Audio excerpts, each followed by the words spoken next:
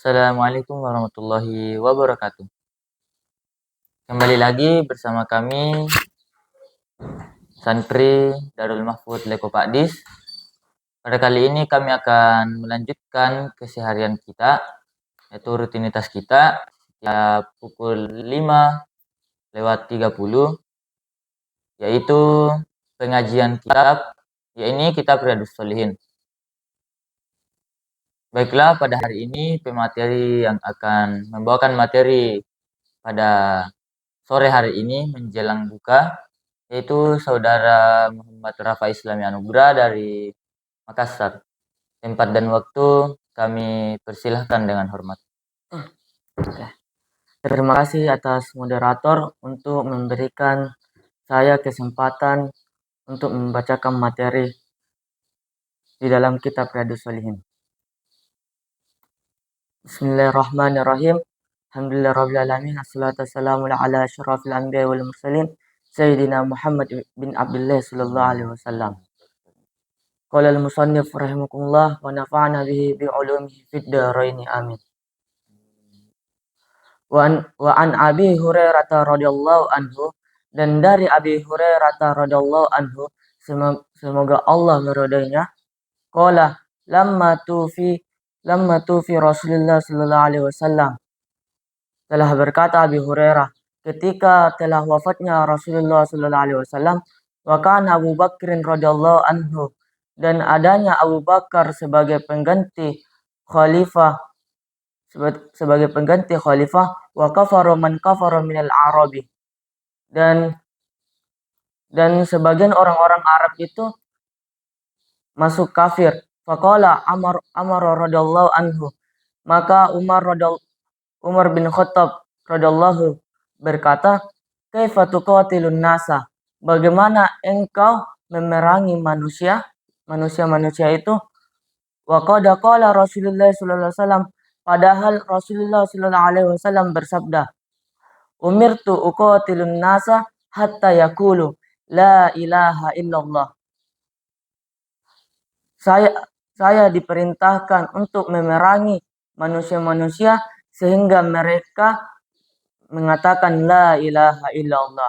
Faman qalaha, maka barang siapa yang mengatakannya la ilaha illallah, faqad asama minni ma lahu wa nafsahu illa bihaqqihi, maka sungguh ia telah menjaga hartanya dan nyawanya dariku, illa bihaqqi, kecuali hak Islamnya. Wa hisabuhu 'alallahi, dan sementara perhitungan amalannya terserah kepada Allah. Wa qala Abu Bakr, maka Abu Bakar berkata, wallahi liuqatilanna, sungguh liaqatilanna man farraqa bainas sholati waz zakati, sungguh aku memperangi mereka bagi orang-orang yang membedakan di antara salat dan zakat. Fa inna zakata haqqul mali, karena sesungguhnya zakat itu amalannya harta. Wallahi law mana'uni iqalan kanu la ya'uddunahu illa Rasulullah sallallahu alaihi wasallam.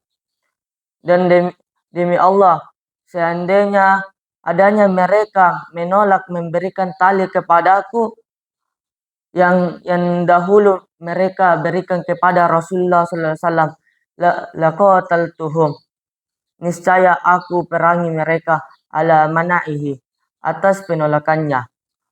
Qala Umar radhiyallahu anhu, dan telah berkata Umar radhiyallahu anhu, wallahi ma huwa illa an ra'aita Allah qad syaraha sadra Abi Bakr lil qitali.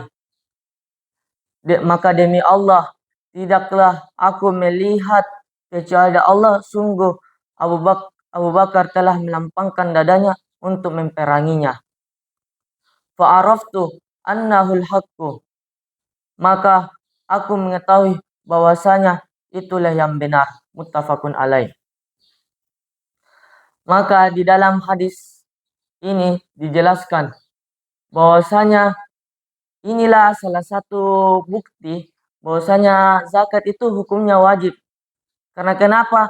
Karena pada zamannya Rasulullah Shallallahu Alaihi Wasallam atau pada zamannya sahabat, apabila ada seorang Muslim yang tidak eh, mengeluarkan zakat, maka dia akan diperangi.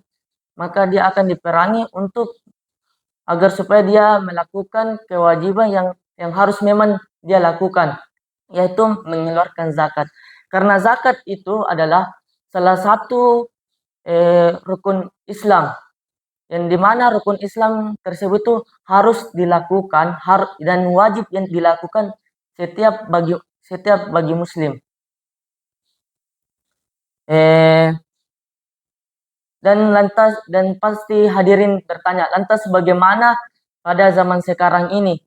Kan ada yang dibilang namanya hak asasi manusia yang dimana itu semua manusia itu dilindungi oleh negara.